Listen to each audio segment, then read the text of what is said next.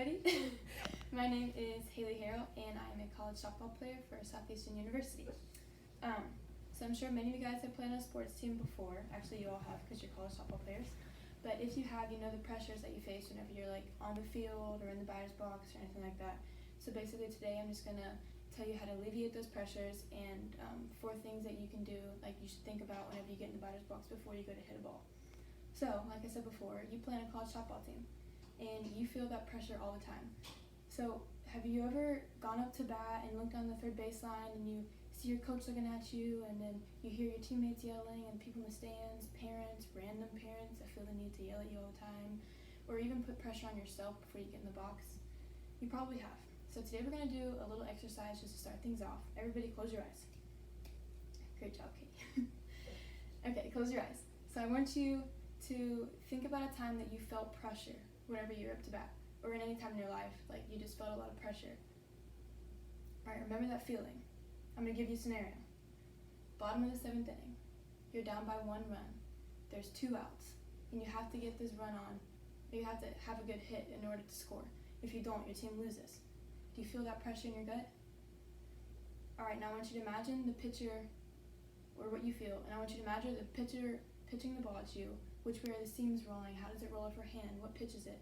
And after you hit the ball, hopefully you hit the ball, where do you hit it? Alright, open your eyes.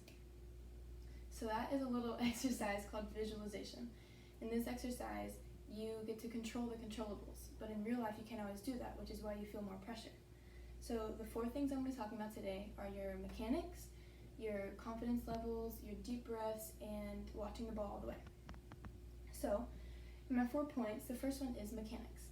Although mechanics are super important when it comes to your swing and stuff, obviously you play college softball and you're at a high enough level, you know how to swing the bat. So it's something you should think about before you get in the box, but don't overthink. You don't want to think about 100 things before you get in there because you're not going to remember it.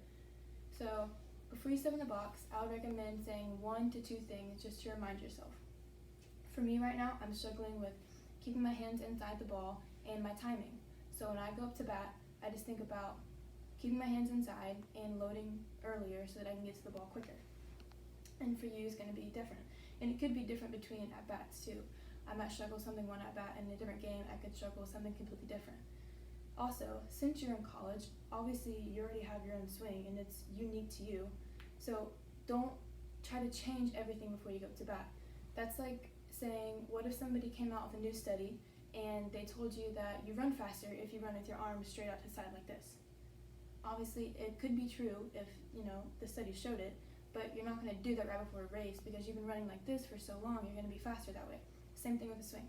So don't try to change your whole swing before you get in there. Second point. For my second point, we're going to talk about deep breaths. This is probably the most overlooked thing when it comes to softball, is just taking deep breaths. It's also the simplest. It's so overlooked because people are so anxious and eager to get up there and hit the ball. They just think about, I don't want to strike out, I don't want to strike out, instead of taking a deep breath to get the confidence to be able to hit the ball. Science has proven that taking deep breaths can actually lower your heart rate, and it gives you more confidence up to bat, and it calms your nerves so you're able to see the ball better. So when you take deep breaths, it will give you confidence, which is my 3rd point. Having confidence up to bat is probably the most important thing that you could have when you go up to bat, because the more confidence you have, the better you can see the ball.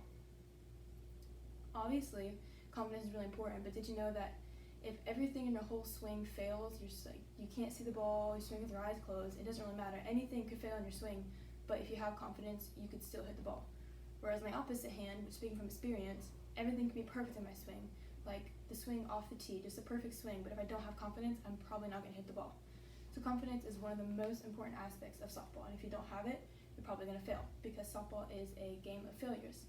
And you've probably heard that saying many times in your life. But if you think about it, the best major league players out there are hitting a 250 to 300 batting average, which might sound good to you, but if you think about it, that's getting on base 3 times out of 10 at-bats, which is terrible. That's like less than half. So it is a game of failures, but you have to learn from those failures and have confidence in them. One of the most important things to remember when you go up to bat is to think about good experiences. So a lot of times when you go up to bat, you might be like, oh, well, last time I struck out on this pitch, I really hope she doesn't pitch to me again.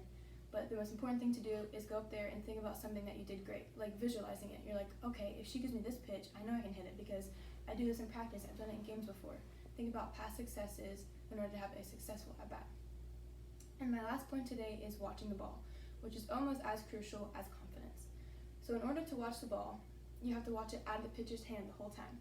And a lot of people, whenever they swing, they're probably going to swing and look up, which is one of the biggest problems any softball player, baseball player has, pulling your head. But you're going to miss it every time or pop it straight up in the air because you don't see the ball. So we're going to do a little exercise. Can I have the audience? Okay, thanks. All right, now I want you to watch the ball and tell me which way it spins. In a swirl. Yeah. Okay, how about now? Spins this way. Mm-hmm. Alright, now look straight at me, don't let the ball at all. Which way does it spin? Down. Nope, spins this way. So when you're not looking at the ball, you can't tell.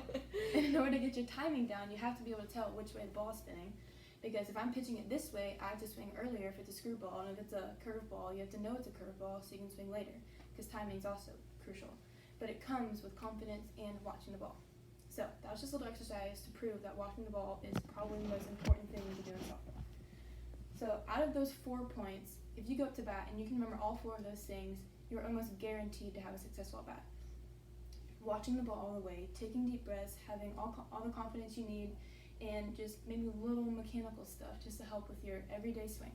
So thank you guys for watching and play ball.